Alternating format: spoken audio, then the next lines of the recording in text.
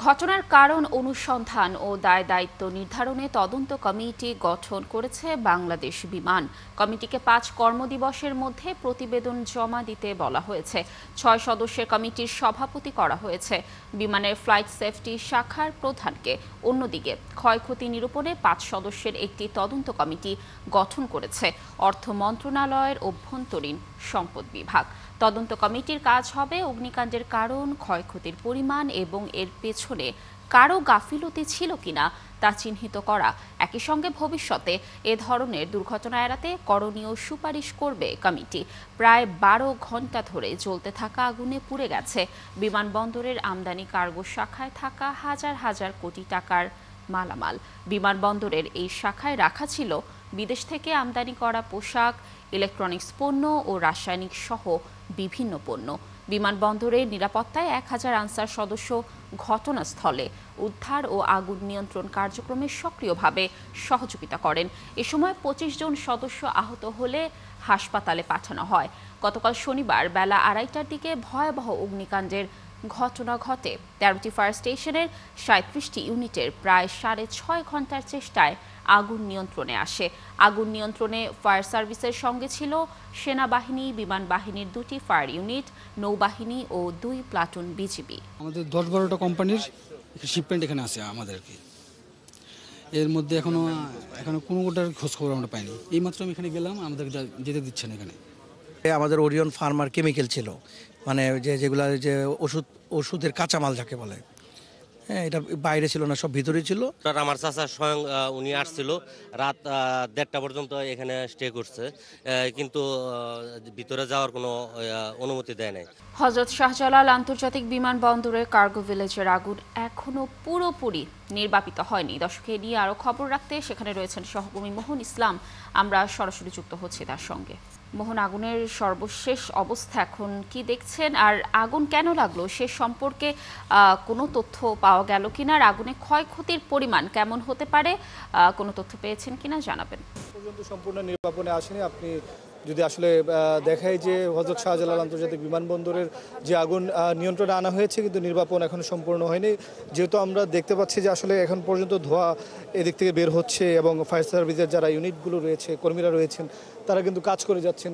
সেই অর্থে বলাই যায় যে আসলে এখন পর্যন্ত সম্পূর্ণ ধোঁয়া নির্বাপনে আসেনি কিংবা আগুন নির্বাপনে আনতে পারেনি। আমরা এখন পর্যন্ত সকাল থেকে এখানে আছি। আমরা এখন পর্যন্ত কাউকে আসলে সংশ্লিষ্ট যারা কর্তৃপক্ষ রয়েছে, বেসামরিক বিমান পর্যটন উপদেষ্টা থেকে শুরু করে সচিব, বেবিচক কিংবা ঊর্ধ্বতন যারা রয়েছে, কোনো কর্মকর্তাকে কিন্তু আমরা আসতে দেখিনি। আমরা দেখেছি যে শুধুমাত্র ফায়ার সার্ভিসের যারা কর্মী রয়েছে তারা কাজ করছেন এবং নিরাপত্তায় যারা এখানে নিয়োজিত আনসার থেকে শুরু করে র্যাব, পুলিশ তারা রয়েছে এবং তারা সেই ভিড় দমানোর জন্য বা থামানোর জন্য এক ধরনের কাজ করে যাচ্ছে। আপনি যেমনটা জানতে চেয়েছেন যে আসলে আগুন লাগার কী কারণ হয়েছে, আমরা এখন পর্যন্ত কারণ সম্পর্কে জানতে পারিনি, যেহেতু ফায়ার সার্ভিসের পক্ষ থেকে জানানো হয়নি। আমরা জেনেছি যে আসলে এখানে যে অনেকগুলো কোম্পানি রয়েছে, অর্থাৎ কয়েকটি ভাগে ভাগ করা রয়েছে এই ভবনটি, সেই ভাগের এক জায়গায় একদম লাস্ট কর্নার থেকে সে আগুনের সূত্রপাত হয় এবং পরবর্তীতে পুরো আগুনটা লেগে যায়। একটু তথ্য দিয়ে রাখি যে হযরত শাহজালাল আন্তর্জাতিক বিমানবন্দরের কার্গো কমপ্লেক্সে এখন পর্যন্ত যেসব মালামাল আসছে সেগুলো রিসিভ করা হচ্ছে, অর্থাৎ সেগুলো এখন গ্রহণ করা হচ্ছে এবং পরবর্তীতে সিদ্ধান্ত নিয়ে সেই বিষয়গুলো খালাস করা হবে এবং খালাস কোন গেট দিয়ে করা হবে সেই বিষয়ে এখন পর্যন্ত সিদ্ধান্ত নেওয়া হয়নি। যদিও ম্যানুয়ালি এখন পর্যন্ত সবগুলো গ্রহণ করা হচ্ছে। পরবর্তীতে কাস্টমস রয়েছে, বিমান বাংলাদেশ এয়ারলাইন্স যারা এখানে গ্রাউন্ড হ্যান্ডলিংয়ের দায়িত্বে রয়েছে তারা রয়েছে, বেবিচক, সকল সংস্থা একসাথে বসে সিদ্ধান্ত নেবে সেই মালামালগুলো কীভাবে খালাস করা হবে এবং কোন গেট দিয়ে খালাস করা হবে। আপনি ক্ষতির কথা জিজ্ঞেস করছিলেন, আমরা ব্যবসায়ীদের সাথে কথা বলছিলাম, তারা ক্ষতির বিষয়ে বলছিলেন যে অন্তত ১,০০০ কোটি টাকার উপরে তাদের ক্ষতি হয়েছে বলে তাদের ধারণা। এখানে আমরা অনেক ব্যবসায়ী পেয়েছি যাদের $৩ লাখ উপর মূল্য পুড়ে গিয়েছে বা খুঁজে পাচ্ছেন। এই ধরনের অনেক ব্যবসায়ী কিন্তু এখানে জড়ো হয়েছে, তারা কিন্তু তাদের কথাগুলো বলছিলেন। তারা এখন পর্যন্ত তাদের সাথে কেউ যোগাযোগ করে না বলে কিন্তু অভিযোগ করছে যে তাদের কী পরিমাণ ক্ষতি হলো, সেই ক্ষতিগুলো কীভাবে আপনার ক্ষতিগুলো কাটিয়ে উঠবে এবং সরকার থেকে কী পদক্ষেপ নেবে সেই বিষয়গুলো তাদেরকে এখন পর্যন্ত জানানো হয়নি বলে কিন্তু অভিযোগ করছিলেন। লাবণী। মোহন, ধন্যবাদ আমাদের সাথে যুক্ত থাকার জন্য। আপনি থাকুন সেখানে, তথ্য সংগ্রহ করতে থাকুন, নিশ্চয়ই আমরা আবারও যুক্ত হব। দর্শক, যেমনটি বলছিলাম যে হযরত শাহজালাল আন্তর্জাতিক বিমানবন্দরে কার্গো ভিলেজের আগুন এখনও পুরোপুরি নির্বাপিত হয়নি। এই বিষয়ে সর্বশেষ তথ্য জানানোর চেষ্টা করছিলাম।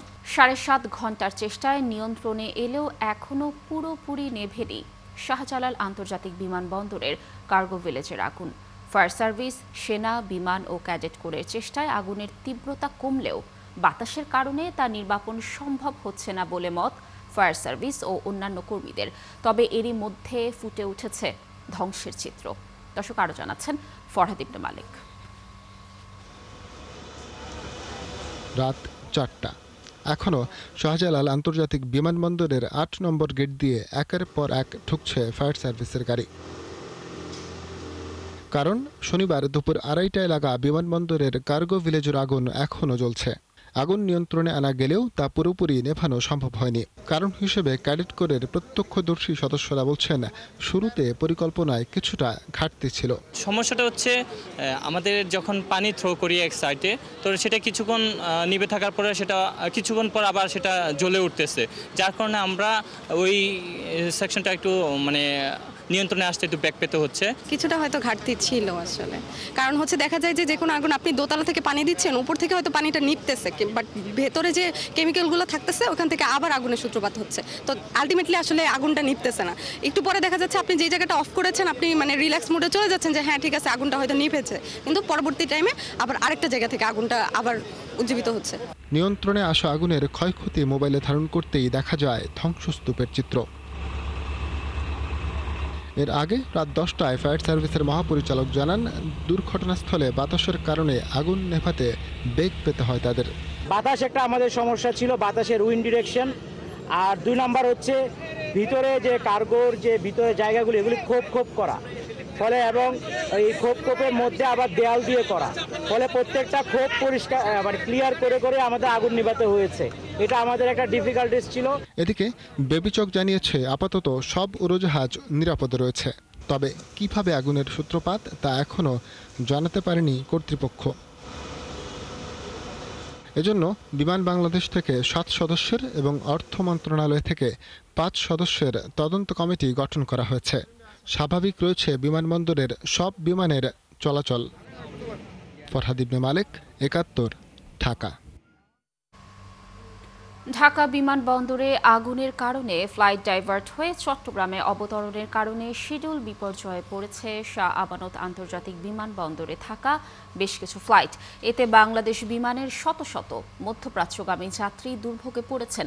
দুবাই ও শারজাগামী মধ্যপ্রাচ্যগামী বিমান নির্দিষ্ট সময়ে না ছাড়ায় দুর্ভোগ ও অনিশ্চয়তা দেখা দেয় মধ্যপ্রাচ্যগামী যাত্রী ও রেমিটেন্স যোদ্ধাদের মাঝে।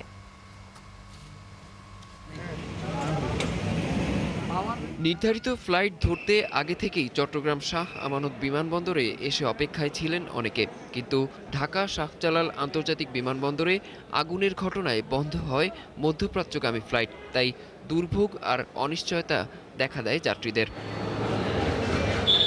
নির্ধারিত সময়ে ফ্লাইট না ছাড়ায় কেউ ট্রলিতে বসে, আবার কেউ বা মালবাহী লাগেজে মাথা রেখে অপেক্ষা করেন। আমি যাব দুবাই এখন 7টার ফ্লাইট আসছিল, এখনো কি ভিতরে ঢোকার জন্য কিছু বলতেছে না। 4টি আন্তর্জাতিক ও 4টি অভ্যন্তরীণ ফ্লাইট ডাইভার্ট হয়ে চট্টগ্রাম বিমানবন্দরে নামায় এই শিডিউল বিপর্যয়। যাওয়ার পথে আমাদের বিমান আউটাইছে, ওঠার পরে নাকি শুনলো ওখানে আগুন ধরছে, তারপর আমাদের রাউন্ড দিয়ে এখন মধ্যপ্রাচ্যের দুবাই ও শারজাহগামী বাংলাদেশ বিমানের 2টি ফ্লাইট চট্টগ্রাম বন্দর থেকে 7টা 5 মিনিটে ও 8:30টায় ছেড়ে যাওয়ার কথা থাকলেও ফ্লাইট বিপর্যয়ের কারণে তা রিশিডিউল করা হয় রাত 11টা ও 12টায়। ফ্লাইট হচ্ছে আমার দুবাইতে যাব আপনার 7টা 5-এ হচ্ছে আমার ফ্লাইট আসছে। এখন তো প্রায় এখন ইমিগ্রেশনে কিছু হয় নাই। ঢাকায় শাহজালাল আন্তর্জাতিক বিমানবন্দরে কার্গো ভিলেজে আগুনের পর নির্ধারিত সময়ে চট্টগ্রাম থেকে ছেড়ে যেতে পারেনি মধ্যপ্রাচ্যগামী ও অভ্যন্তরীণ 8টির বেশি ফ্লাইট। অরিসুল ইসলাম, ৭১। হযরত শাহজালাল আন্তর্জাতিক বিমানবন্দরে কার্গো ভিলেজের আগুন লেগে বিভিন্ন আমদানি পণ্য পুড়ে গেছে। এতে দেশের অনেক ব্যবসায়ী ক্ষতির মুখে পড়েছে। দর্শকে নিয়ে আরও খবর জানাবেন আমাদের সহকর্মী রুহুল আমিন। আমরা সরাসরি যুক্ত হচ্ছি তার সঙ্গে। রুহুল, আমরা দর্শকদের যেমনটি বলছিলাম যে ব্যবসায়ীরা বেশ ক্ষতির মুখোমুখি হচ্ছেন। কোন তথ্য পেয়েছেন কি পরিমাণ ক্ষতির মুখোমুখি আসলে তারা হলেন, তারা আসলে কি বলছেন এই বিষয়ে? আপনাকে ধন্যবাদ। আমি এখন আছি কার্গো ভিলেজের পাশে। কাস্টমস এজেন্ট অ্যাসোসিয়েশন যারা মূলত পণ্যটা খালাস করেন, সেই কাস্টমস এজেন্ট অ্যাসোসিয়েশনের ভবন যেটি, সেই ভবনে আছি। আমার চারপাশে আপনি দেখছেন যে শত শত C&F এজেন্ট, কাস্টম সরকার, তারা এখন কাজ করছেন। আজকের কাজটা কিন্তু ভিন্ন, আজকের কাজটা কিন্তু একেবারেই আলাদা। প্রতিদিন তারা মাল খালাস করার জন্য এই ফ্লোরে সাধারণত তারা পেপারস রেডি করেন, কিন্তু আজকে মোটামুটি সবাই ক্ষয়ক্ষতির হিসাব করছেন। অর্থাৎ তারা যেসব কোম্পানির কাজ করেন সেই কোম্পানিগুলো কি পরিমাণ ক্ষয়ক্ষতির মুখে পড়েছে, তাদের কতগুলো চালান এসেছে, কতগুলো চালান আসার কথা, কতগুলো চালানের বিল অফ এন্ট্রি সাবমিট হয়েছে, কতগুলোর হয়নি, কতগুলো ট্যাক্স দেওয়া হয়েছে, সেই হিসাব করছেন। এটি আমরা এই C&F কর্মীদের সঙ্গে কথা বলেছি, তারা অত্যন্ত ক্ষুব্ধ এবং ব্যথিত, কারণ এই কার্গো হাউজেই কাজ করে তারা তাদের রুটি রুজি নির্বাহ করেন এবং তারা এরকম একটি পরিণতি কোনোভাবেই মেনে নিতে পারছেন না। তো যাই হোক, যেটি বলছিলাম, এখানে শত শত কাস্টমস সরকার আছেন, কাস্টমস C&F এজেন্টদের মালিকপক্ষের লোকজন আছেন, কর্মকর্তারা আছেন, তারা মূলত এখন হিসাব নিকাশ করছেন কার কতটুকু কি ক্ষতি হয়েছে। তবে এখন পর্যন্ত আমি অনেকের সঙ্গে কথা বলে যেটি বুঝতে পারছি যে বাংলাদেশের ওষুধ খাতের অর্থাৎ ফার্মাসিউটিক্যাল সেক্টরের অনেক বড় ক্ষতি হয়েছে। ফার্মাসিউটিক্যালস কোম্পানিগুলো অনেক বড় ক্ষতির মুখে পড়েছে। আমি কিছুক্ষণ আগে স্কয়ারের কাজ করে এরকম একটি C&F এজেন্টের সঙ্গে কথা বলছিলাম। তারা দাবি করছে যে শুধু স্কয়ার ফার্মাসিউটিক্যালসেরই অন্তত 300 কোটি টাকার পণ্য এই আগুনে পুড়ে গেছে। তারা আরও জানাচ্ছিলেন যে এরিস্টো ফার্মা নামে আরেকটি ফার্মা কোম্পানি আছে যেটির কাজ তারা করেন, তারা বলছেন যে এরিস্টো ফার্মার অন্তত 50 কোটি টাকার পণ্য পুড়ে গেছে। কিছুক্ষণ আগে হেলথ কেয়ার ফার্মা নামে একটি কোম্পানির প্রতিনিধিদের তাদের কর্মীদের সঙ্গে আমার কথা হয়েছে, তারা বলছেন যে তাদের 35 থেকে 40 কোটি টাকার ক্ষতি হয়েছে। কিছুক্ষণ আগে আরও একজন C&F কর্মীর সঙ্গে আমার কথা হয়, যিনি মূলত গ্রামীণ ফোন এবং বিদেশি কয়েকটি ওষুধ কোম্পানির কাজ করেন। তিনি বলছিলেন যে গ্রামীণ ফোনের একটি দামি সফটওয়্যার এসেছে, সেটিও পুড়ে গেছে তিনি দাবি করলেন, এবং বেশ কটি বিদেশি কোম্পানির ভ্যাকসিন সহ অনেক কিছু আসার কথা এসেছে, সেগুলো আগুনে ক্ষয়ক্ষতি হয়েছে। এছাড়া বেক্সিমকো ফার্মাসিউটিক্যাল সহ আরও বেশ কিছু ফার্মাসিউটিক্যালস কোম্পানির ক্ষয়ক্ষতির হিসাব আমরা আরেকটি C&F কোম্পানির কাছ থেকে জানলাম। আপনাকে এর আগে জানিয়েছিলাম যে আমরা বেশ কয়েকটি ফ্রেট ফরওয়ার্ডিং এজেন্সির প্রতিনিধিদের সঙ্গেও কথা বলেছিলাম। একটি ফ্রেট ফরওয়ার্ডিং এজেন্সির প্রতিনিধি আমাকে জানালেন যে তিনি অন্তত 250 গার্মেন্টস কোম্পানির কাজ করেন, এবং সেই প্রত্যেকটি কোম্পানির, তিনি যেসব কোম্পানির কাজ করেন প্রত্যেকটি কোম্পানি এই আগুনে ক্ষতিগ্রস্ত হয়েছে। হয় তাদের ফেব্রিক্স এসেছে, অথবা কেমিক্যাল এসেছে, অথবা স্যাম্পল এসেছে, নমুনা এসেছে, অথবা অ্যাক্সেসরিজ কিংবা মেশিনারিজের যন্ত্রাংশ এসেছে। তো নানাভাবে ক্ষতিগ্রস্ত হয়েছে। আপনাকে আরেকটি জিনিস জানিয়ে রাখি, এই আগুনে কী পরিমাণ ক্ষয়ক্ষতি হয়েছে সেটি নিরূপণ করার জন্য অর্থ মন্ত্রণালয় একটি কমিটি করেছে 5 সদস্যের। সেখানে অর্থ মন্ত্রণালয় এবং NBR এর কর্মকর্তাদের রাখা হয়েছে, তাদেরকে দায়িত্ব দেওয়া হয়েছে সার্বিকভাবে কী ক্ষয়ক্ষতি হয়েছে সেটি নিরূপণ করার। আর কিছুক্ষণের মধ্যে আমরা জেনেছি যে তৈরি পোশাক শিল্প মালিকদের সংগঠন BGME এর একটি প্রতিনিধি দল ঢাকা কাস্টমস হাউস এবং এই কার্গো ভিলেজ পরিদর্শন করবেন। তখন হয়তো তারা একটু আনুষ্ঠানিকভাবে কথা বলবেন বা তথ্য জানাবেন যে তাদের কত ইম্পোর্টার এক্সপোর্টার ক্ষতিগ্রস্ত হয়েছে। এই ছিল আমার কাছে সবশেষ খবর। রুহুল, ধন্যবাদ আমাদের সাথে যুক্ত থাকার জন্য। আপনি থাকুন সেখানে, নিশ্চয়ই আমরা আপনার মাধ্যমে আরও কিছু তথ্য জানার চেষ্টা করব। দর্শক, যেমনটি বলছিলাম যে গতকালকের আগুন লাগার পরে আসলে ভ্যাকসিন থেকে শুরু করে ফার্মাসিউটিক্যাল পণ্য, এছাড়া আরও বিভিন্ন ধরনের পণ্য আসলে পুড়ে গেছে এবং ব্যবসায়ীরা বেশ ক্ষতির সম্মুখীন হয়েছে। এই বিষয়ে সর্বশেষ তথ্য জানানোর চেষ্টা করছিলাম। নির্বাচন কমিশনের তালিকা থেকে প্রতীক বাছাইয়ে জাতীয় নাগরিক পার্টি NCPর জন্য শেষ দিন আজ। এই বিষয়ে আলোচনা করতে নির্বাচন কমিশনে যাচ্ছেন জাতীয় নাগরিক পার্টি এনসিপির প্রতিনিধি দল। এই সুযোগ কাজে না লাগালে সংস্থাটি তার সিদ্ধান্ত অনুযায়ী দলটিকে প্রতীক দেবে। সকাল 11টায় নির্বাচন কমিশন কার্যালয়ের বৈঠকে থাকবেন এনসিপির মুখ্য সমন্বয়ক নাসিরউদ্দিন পাটোয়ারি, যুগ্ম আহ্বায়ক খালেদ সাইফুল্লাহ ও যুগ্ম সদস্য সচিব জহিরুল ইসলাম মুসা। আজকের মধ্যে এনসিপিকে বিকল্প প্রতীক সম্পর্কে সিদ্ধান্ত ইসিকে জানাতে হবে, নয়তো স্বীয় বিবেচনায় সিদ্ধান্ত নেবে ইসি। এদিকে প্রতীক হিসেবে শাপলা বিধিমালায় অন্তর্ভুক্ত করার দরকার দেখছে না কমিশন। তবে নির্বাচন কমিশনের দাবি শাপলা প্রতীকের তালিকায় নেই, তাই এটি বরাদ্দ দেয়া সম্ভব নয়। এর আগে গত 9 অক্টোবর আগারগাঁওয়ের নির্বাচন ভবনে প্রধান নির্বাচন কমিশনার এএমএম নাসিরউদ্দিনের সঙ্গে বৈঠক করেও প্রতীকের বিষয়ে কোনো সুরাহা পায়নি এনসিপির নেতারা। 6টি শর্তে এমপিওভুক্ত শিক্ষক কর্মচারীদের বাড়ি ভাড়া ও ভাতা বৃদ্ধিতে সম্মত হয়েছে সরকার। সিদ্ধান্ত 1 নভেম্বর থেকে কার্যকর হবে বলে এক প্রজ্ঞাপনে জানানো হয়েছে। প্রজ্ঞাপন জারির পর শিক্ষকদের সাথে প্রতারণা করেছে অন্তর্বর্তী সরকার। 20% বাড়ি ভাড়ার দাবি না মানা পর্যন্ত আন্দোলন চালিয়ে যাওয়ার ঘোষণা এমপিওভুক্ত শিক্ষক কর্মচারীদের। দর্শক, আমাদের সহকর্মী ভাস্কর ভাদুরী যুক্ত হচ্ছেন আমাদের সাথে, তার কাছ থেকে আমরা তথ্য জানার চেষ্টা করব এই বিষয়ে। ভাস্কর, আন্দোলনরত শিক্ষকরা কি বলছেন এই বিষয় নিয়ে, এবং তাদের নতুন কোনো কর্মসূচির কোনো তথ্য তারা দিয়েছে কিনা জানাবেন আমাদের বিস্তারিত। প্রথমে যেটা বলে রাখি যে এই মুহূর্তে শহীদ মিনার এবং তার আশেপাশে এলাকা অন্ততপক্ষে 20,000-এরও বেশি কিন্তু শিক্ষকরা অপেক্ষা করছেন, এবং তারা কিছুক্ষণ আগে তাদের সাথে যখন কথা বলছি তারা কিন্তু আমাদেরকে জানিয়েছেন সরকারের নতুন যে প্রজ্ঞাপন, সেই প্রজ্ঞাপন তারা ঘৃণা ভরে প্রত্যাখ্যান করছে। তার মূল কারণ হচ্ছে যেহেতু তারা যেখানে তারা 20% বাড়ি ভাড়া চেয়েছিলেন সেখানে তাদেরকে মাত্র 5% বাড়ি ভাড়া দিয়ে এক ধরনের প্রতারণা করা হচ্ছে, এমনটি কিন্তু দাবি করছেন আন্দোলনকারী শিক্ষকরা। এবং এই প্রেক্ষিতে তারা কিন্তু বলছেন যে যতক্ষণ না পর্যন্ত তাদের যে মূল দাবিটি রয়েছে, মূল 3টি দাবি, অর্থাৎ আমি যদি দাবিগুলো যদি উল্লেখ করি, দাবির প্রথমে রয়েছে 20% বাড়ি ভাড়া, তার দ্বিতীয় দাবি হয়েছে 15% চিকিৎসা ভাতা, 1500 টাকা চিকিৎসা ভাতা, এবং তৃতীয় দাবিটি হচ্ছে এই সকল স্কুলের যে সকল কর্মচারীরা রয়েছে তাদের উৎসব ভাতা অন্ততপক্ষে 75 ভাগ করে। সুতরাং আপনি বুঝতেই পারছেন এই 3টি দাবির পক্ষে তারা আজকে 9ম দিনের মতো কিন্তু শহীদ মিনারে অবস্থান করছেন।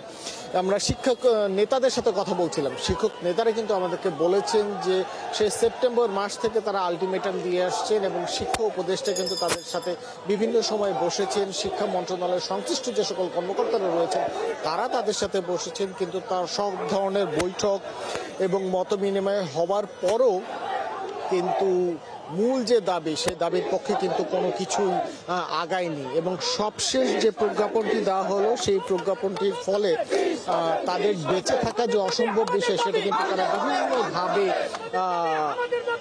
তুলে ধরার চেষ্টা করছে।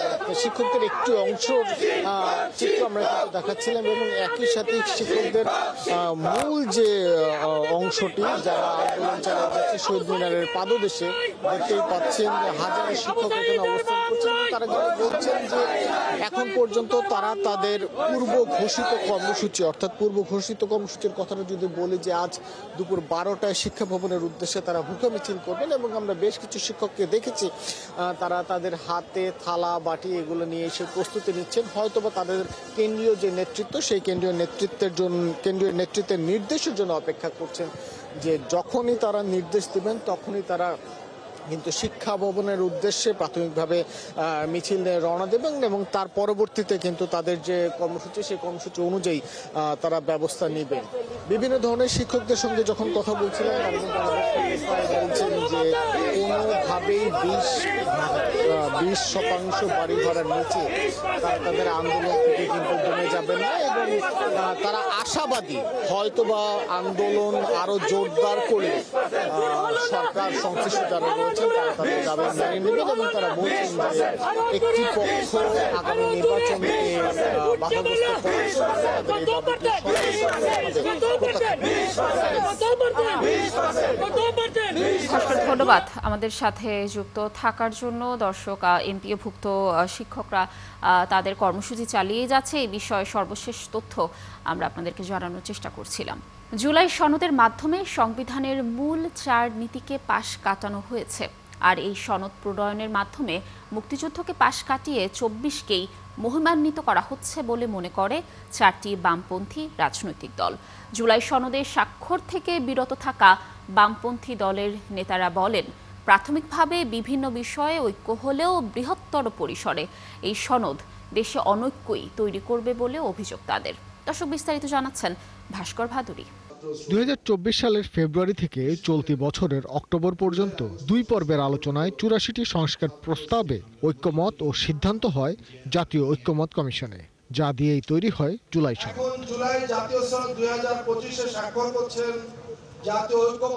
জুলাই পরবর্তী এই সনদে 17 অক্টোবর স্বাক্ষর করে 24টি দল ও বিভিন্ন জোটের 48 জন নেতা। তবে সনদ বিষয়ক 2 ধাপের আলোচনায় অংশ নিলেও এই জুলাই সনদে স্বাক্ষর করেনি বামপন্থী 4টি দল: বাংলাদেশের কমিউনিস্ট পার্টি সিপিবি, বাংলাদেশের সমাজতান্ত্রিক দল বাসদ, বাংলাদেশের সমাজতান্ত্রিক দল বাসদ মার্ক্সবাদী ও বাংলাদেশ জাতীয় সমাজতান্ত্রিক দল জাসদ এই সনদে স্বাক্ষর না করার ঘোষণা করে। সনদে স্বাক্ষর না করার কারণ হিসেবে 4 বাম দলের নেতারা বলেন, বাংলাদেশের স্বাধীনতা ও মুক্তিযুদ্ধের ভিত্তিকে প্রকারান্তরে অস্বীকার করা হয়েছে এই সনদে। আমাদের যদি প্রথমে এইটুকু বিবেচনা করতাম যে আমরা ঐক্যবদ্ধভাবে কতটুকু গণতান্ত্রিক সংস্কারের কাজটা করতে পারি, তাহলে কিন্তু ঝামেলাটা হতো না। কিন্তু অনেকে মনে করেছে এই সুযোগে যার যার এজেন্ডা বাস্তবায়ন করব। তার মধ্যে প্রথমত আমাদের রাষ্ট্রীয় 4 মূলনীতির উপরে আঘাত আছে। আমরা মনে করি ডিফেক্ট এখানে যে পটভূমি লেখা হয়েছে, অঙ্গীকারের যেখানে বলা হয়েছে, সেইখানে অনেক সময় জনগণের কাছে এটা দৃশ্যমান হবে যেটা যেন 1971-কে অন্য কিছু দিয়ে প্রতিস্থাপন করার চেষ্টা চলছে। বামপন্থী দলগুলোর তরফ থেকে বলা হচ্ছে, আদালতে প্রশ্ন করা যাবে না এমন বিষয়ে অঙ্গীকার করে জুলাই সনদে স্বাক্ষর করা তাদের পক্ষে সম্ভব নয়। আওয়ামী লীগের দুঃশাসনকে দেখিয়ে মুক্তিযুদ্ধকে অস্বীকার করাটা তো শুধুমাত্র অনৈতিহাসিক তা নয়, এটা অনৈতিকও বটে। ভিত্তির উপর দাঁড়িয়ে সৌধ নির্মাণ হবে, শুরু থেকে এই বিতর্কটা আমাদের ছিল এবং আমরা এই 71-কে 24 দিয়ে আড়াল করা নয়, বরঞ্চ 71-এর ভিত্তির উপর দাঁড়িয়ে 24 হয়েছে, এটাকে আমরা স্বীকৃতি দিতে চেয়েছিলাম। সনদের শেষ অংশে জুলাই সনদ পূর্ণাঙ্গভাবে বাস্তবায়নের কথা বলা হয়েছে, কিন্তু ভিন্নমত থাকলে তা কিভাবে বাস্তবায়ন হবে সেই বিষয়টি বোধগম্য ও স্পষ্ট না হওয়ায় জুলাই সনদে স্বাক্ষর করতে রাজি নন বামপন্থী 4 দলের নেতারা। আমি অবশ্যই আদালতে যাব, আমি এখানে অঙ্গীকার করব কেন? হ্যাঁ, যদি আমাদের যেসব বিষয়ে সব একমত হয়েছি, তাহলে আমরা এটা নৈতিকভাবে বলতে পারি, যেহেতু আমরা এখানে একমত হয়েছি, আমরা এটা নিয়ে আদালতেও এটা চ্যালেঞ্জ করতে যাব না। কিন্তু আমাদের বাইরে কেউ যেতে পারে, যে কোনো নাগরিক যেতে পারে, সেটাই এই অধিকারে ক্ষুণ্ণ হয়েছে বলে আমার জানা নেই। কিন্তু আমরা যারা স্বাক্ষর করছি, আমরা যারা ঐক্যমত হলাম, তারা আদালতে যাব না। আমাদের এখানে ভিন্নমতই আছে, অন্যান্য দলেরও ভিন্নমত আছে। যে দলগুলো সনদে স্বাক্ষর করেছে, ক্ষমতায় গেলে তারা ঠিক কতটুক তা বাস্তবায়ন করবে তা নিয়েও সন্দিহান বাম নেতারা। এই সনদ বাস্তবায়ন না হলে দেশে ঐক্যের বদলে অনৈক্য তৈরি হবে বলেও মত তাদের। ভাস্কর ভাদুরী, 71, ঢাকা। দর্শক, বিএনপির স্থায়ী কমিটির সদস্য সালাউদ্দিন আহমদ এই মুহূর্তে বিএনপির গুলশান কার্যালয়ে কথা বলছেন। আমরা সরাসরি চলে যাচ্ছি সেখানে। আমি জুলাই অভ্যুত্থানের সাথে জড়িত ব্যক্তি, সংগঠন এবং শক্তিদের সম্মানিত করার চেষ্টা করেছি, যাতে কোনো ক্রমেই কেউ যেন জুলাই যোদ্ধাদেরকে এই সমস্ত কর্মকাণ্ডের জন্য, উচ্ছৃঙ্খল কর্মকাণ্ডের জন্য অভিযুক্ত না করতে পারে এবং তাদের সম্মানহানি না হয়। কারণ জুলাই গণ অভ্যুত্থান, ছাত্র গণ অভ্যুত্থান 2024 আমাদের জাতীয় জীবনের জন্য শক্তি। সামনে এই জাতিকে এগিয়ে নিয়ে যাওয়ার জন্য এই ফ্যাসিবাদ বিরোধী জাতীয় ঐক্য আমরা সমুন্নত রাখতে চাই এবং আমরা এই শক্তিকে ব্যবহার করে আগামীতে আমাদের জাতিকে এগিয়ে নিয়ে যেতে চাই, বিনির্মাণ করতে চাই একটি শক্তিশালী গণতান্ত্রিক রাষ্ট্র, সমাজ এবং রাষ্ট্র কাঠামো। সেই জন্য আমরা সবসময় তাদেরকে সম্মানের চোখে দেখেছি, দেখব, দেখতে হবে। আমি সেই দিন জুলাই যোদ্ধাদের একটি সংগঠনের নেতা, সম্ভবত ওনার নাম জাহিদ অথবা জেহাদ হতে পারে, আমি তার সঠিক উচ্চারণটা জানি না, জেহাদই হবে। তাদের সাথে আমরা যোগাযোগ করেছিলাম। তারা আমাদের সাথে কথা বলে জুলাই জাতীয় সনদের অঙ্গীকারনামার 5 নম্বর দফা সম্পর্কে আপত্তি জানিয়েছিল। আপনারা জানেন সেই 5 নম্বর দফায় ইতিপূর্বে যেভাবে লেখা ছিল, সেই লেখাতে একটা কথা ছিল এরকম যে গণ অভ্যুত্থান পূর্ব 16 বছরের ফ্যাসিবাদ বিরোধী গণতান্ত্রিক সংগ্রামে গুম, খুন ও নির্যাতনের শিকার হওয়া ব্যক্তিদের এবং 2024 সালের জুলাই আগস্টের গণ অভ্যুত্থানকালে সংগঠিত সকল হত্যাকাণ্ডের বিচার, শহীদদের রাষ্ট্রীয় মর্যাদা প্রদান ও শহীদ পরিবারগুলোকে যথোপযুক্ত সহায়তা প্রদান এবং আহতদের সুচিকিৎসা ও পুনর্বাসনের ব্যবস্থা নিশ্চিত করব, এটা অঙ্গীকারনামায়। এইখানে জুলাই আগস্টের গণ অভ্যুত্থানকালে সংগঠিত সকল হত্যাকাণ্ডের বিচার, এই শব্দটা নিয়ে তাদের আপত্তি ছিল। এই শব্দগুলো নিয়ে তারা আশঙ্কা করছিলেন যদি সকল হত্যাকাণ্ডের বিচার করা হয় তাহলে যারা জনপ্রতিরোধের মুখে কিছু সংখ্যক দুষ্কৃতিকারী স্বৈরাচারের দোসর প্রাণ হারিয়েছে, তাদের বিষয়ে হয়তো তাদেরকে হত্যার জন্য অভিযুক্ত করা হতে পারে, এই আশঙ্কাটা ছিল।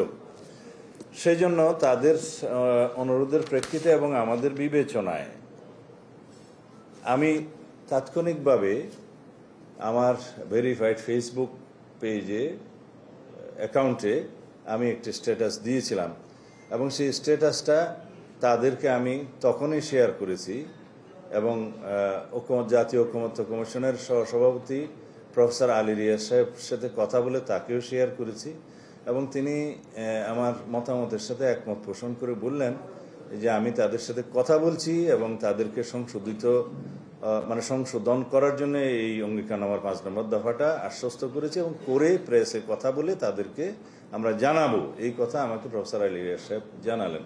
দর্শক, বিএনপির স্থায়ী কমিটির সদস্য সালাউদ্দিন আহমদ কথা বলছিলেন সাংবাদিকদের সাথে, আমরা যুক্ত ছিলাম তার বক্তব্যে। আইয়ুব বাচ্চুর শূন্যতা পূরণ হওয়ার নয়, জনপ্রিয় এই ব্যান্ড তারকার মৃত্যুর 7 বছর পরও তাই বললেন তার সহকর্মীরা। শনিবার রাজধানীর মগবাজারে প্রয়াত শিল্পীর স্মরণে দোয়া ও স্মৃতিচারণ করেন পরিবার, সহকর্মী সহ সঙ্গীতজনরা। দর্শক, বিস্তারিত আরিফ হকের প্রতিবেদনে। গিটারের জাদুকরের চলে যাওয়ার 7 বছর, শিল্পীর মৃত্যু হয় না, তাই আইয়ুব বাচ্চুর শিল্পকর্ম এখনও সমান জনপ্রিয় শ্রোতা ভক্তদের মাঝে। শনিবার চট্টগ্রাম মিউজিশিয়ানস ক্লাব ও আইয়ুব বাচ্চু ফাউন্ডেশনের উদ্যোগে প্রয়াত ব্যান্ড তারকার মৃত্যুবার্ষিকীতে দোয়া ও স্মৃতিচারণ করেন সহকর্মীরা। সে আমাকে প্রচণ্ড শ্রদ্ধা করতে এবং আমাকে দিয়ে একটা খুব চমৎকার গান গাইয়েছিলেন। ওনার ভালোবাসাটা আসলে এটা অকুণ্ঠ আমরা পেয়েছি। আজকে একটা সুন্দর মিলাদ হয়েছে, আমরা ওনার আত্মার প্রতি শ্রদ্ধা রেখে এবং ওনার জন্য দোয়া সবাই পড়েছি একসাথে, এবং এই যে মন থেকে সবাই মিলে একটা পজিটিভ এনার্জি শেয়ার করাটা আমার মনে হয় খুব ইম্পর্টেন্ট। আয়োজনে সঙ্গীতজ্ঞদের হয়েছিল এক অনন্য মেলবন্ধন। সবার স্বতঃস্ফূর্ত অংশগ্রহণে অভিভূত আইয়ুব বাচ্চুর সহধর্মিণী ও এলআরবি ব্যান্ডের সদস্যরা। ভালো লাগে, বাচ্চুর সব সহযাত্রী যারা বলো, সিনিয়র, বড় ভাই, ছোট ভাই, সবাই যখন আসে, আসলে এরকম একটা আয়োজন তার মিউজিক ইন্ডাস্ট্রিতে কিছুতে হয় না, এই জন্য সবাই আসে, সবাইকে দেখতে পারে। আমি বলবো এটা যেন টু বি কন্টিনিউ থাকে। উনি যে চম্বক ছিলেন, উনি যে প্রাণ কেন্দ্রে থাকতেন, সব কিছুর চম্বকের মতো আকর্ষণ করে সবাইকে নিয়ে আসতেন, এখনও সেটা হচ্ছে। আইয়ুব বাচ্চুর শূন্যতা কখনো পূরণ হওয়ার নয়, এমনটাই মন্তব্য সহকর্মীদের। তার না থাকাটা একটা বিশাল লস, আমরা সবাই এই লসটা বুঝি, এভরিডে বুঝি। তার স্থাবর কী ছিল সেটা এখানে মুখ্য না, তার মুখ্য ব্যাপারটা হচ্ছে তার ক্রিয়েটিভিটি, তার মিউজিশিয়ানশিপ। সো তার মিউজিশিয়ানটাকে মিস করি। বাচ্চু ভাইকে দেখেই তো আমরা শিখেছি এবং আলহামদুলিল্লাহ আল্লাহর কাছে দোয়া করি অনেক বড় একটা জায়গায় আছেন উনি, এইভাবেই থাকবেন। গানের বাংলাদেশে বা ব্যান্ড সঙ্গীতে বা আমাদের গানে, আধুনিক গানে, যে কোনো ধরনের গানে উনি একটা জেনারেশন না, সর্বোচ্চ জেনারেশন তৈরি করে গেছে, যেটা বাংলাদেশকে রিপ্রেজেন্ট করবে। 2018 সালের 8 অক্টোবর ফুসফুসের সমস্যাজনিত কারণে মৃত্যুবরণ করেন দেশের ব্যান্ড মিউজিকের উজ্জ্বল নক্ষত্র আয়ুব বাচ্চু। মৃত্যুর 7 বছর পেরিয়ে গেলেও শ্রোতা ভক্তদের হৃদয়ে এখনও অমলিন এই ব্যান্ড তারকা। আরিফ হক, 71, ঢাকা। দর্শক, চলছে সংবাদ সংযোগ। সরাসরি সংবাদ অনুষ্ঠানে চোখ রাখুন 71-এর ফেসবুক পেজ এবং সাবস্ক্রাইব করুন 71-এর ইউটিউব চ্যানেল। থাকুন 71-এর সাথে।